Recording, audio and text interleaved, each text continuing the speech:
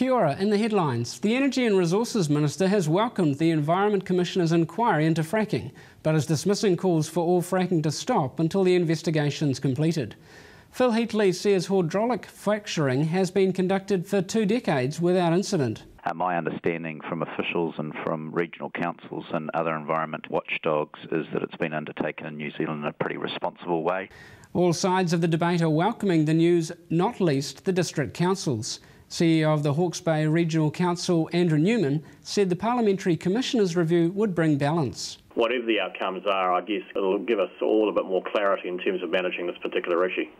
Minister Phil Heatley says there's potential for huge economic benefits. It means, significant jobs for New Zealand, significant royalties. I mean, we're talking many billions of dollars, but we're not Texas and we're not the back blocks of Australia. We've got a beautiful environment we've got to watch out for. MPs had voted unanimously to pass the first reading of a bill that substantially changes how their entitlements are managed. The bill hands controls of MPs' travel and accommodation perks to an independent body and reduces entitlements for former ministers. There's to be a vehicle licensing review to make sure the 5.5 million warrant of fitness inspections a year are justified. The AA's Mike Noon cautioned that any changes must be based on evidence. We certainly don't want to make road safety any worse by what we might do in changing inspections. So look at things like the crash analysis system to see where mechanical failure, what sort of percentage that is.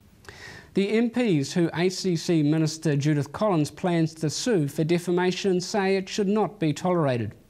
Ms Collins is suing Labour's Andrew Little and Trevor Mallard, as well as Radio New Zealand, over comments about her involvement in the Bronwyn-Puller ACC saga. The MPs say it's an attempt to gag them.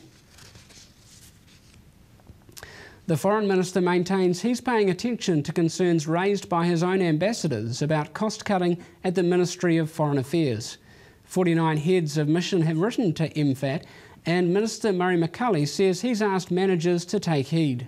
That is why I've tried to ensure that future discussions are focused on areas where there can be constructive dialogue. The United States says it has suspended a food aid package to North Korea. That's in response to Pyongyang's plans to carry out a satellite launch next month.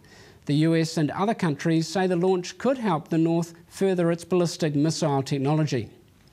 Those are the headlines from the RBG News Centre. Ka kite anō.